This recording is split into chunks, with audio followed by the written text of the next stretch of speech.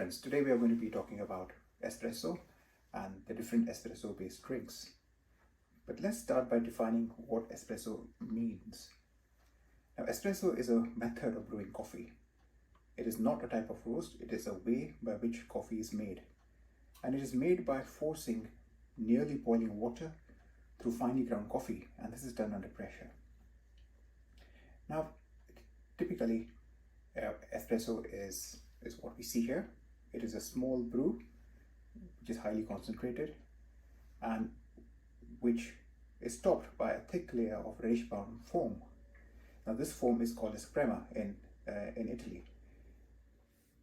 Now, espresso was invented in the beginning of the 20th century and coffee had started to become really popular. And there was a need for making a cup of coffee within seconds of a customer requesting it. And this led to the development of using pressure to extract coffee. Now the way this was done first, initially, was water was heated up to its boiling point in a sealed kettle, and because the kettle was sealed, the pressure would rise, which would then accelerate extraction of the coffee. The problem with this was that brewing with boiling water made the brew quite bitter and gave it a very burnt taste. The espresso was invented as a way of overcoming this problem. So what it did was they separated the brewing from the water for heating. So the water which was used was hot, but not boiling. And the pressure was then generated by using a lever. And the pressure could be as high as 10 bars. The lever has now been replaced by an electric pump.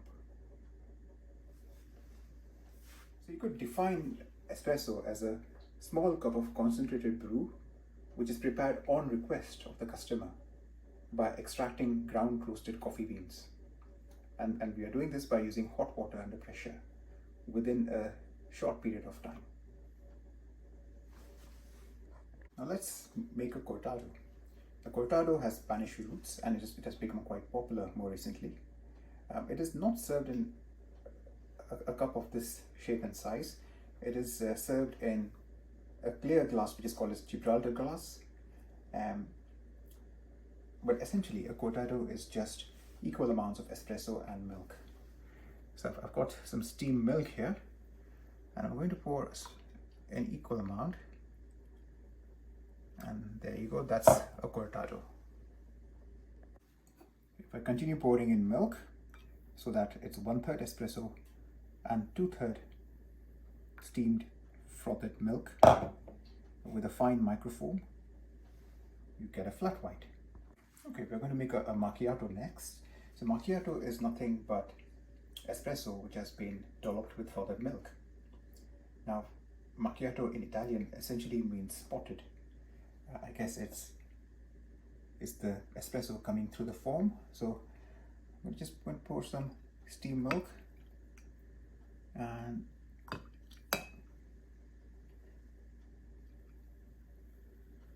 a bit of foam on it, and that's your macchiato. Next we move on to cappuccinos. Now Italian cappuccinos, they abide by the rule of 3, which is 1/3 espresso, 1/3 milk and 1/3 foam. Now many coffee shops will follow the traditional definition, but in modern coffee shops it has got more to do with the ratio of milk to espresso than to do with foam. So typically you have a ratio of 1:4 of the milk to espresso. But what we'll be doing today is a classic Italian cappuccino. So I've got some frothed milk which I have frothed to twice the volume. So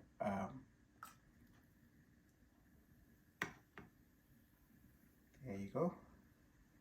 So you have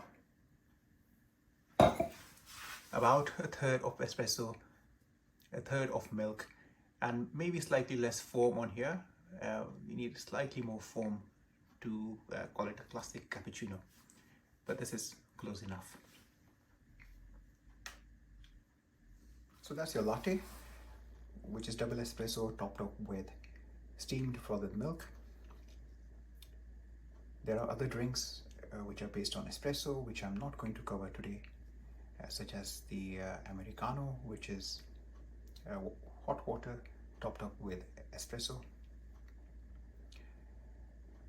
It's not something which I drink because the flavor, I think, is quite dilute. And there are other drinks such as the mocha, which is chocolate, espresso and milk. To be honest, I've never tried mocha. I think we have covered all the milk-based drinks. I hope you enjoyed this video.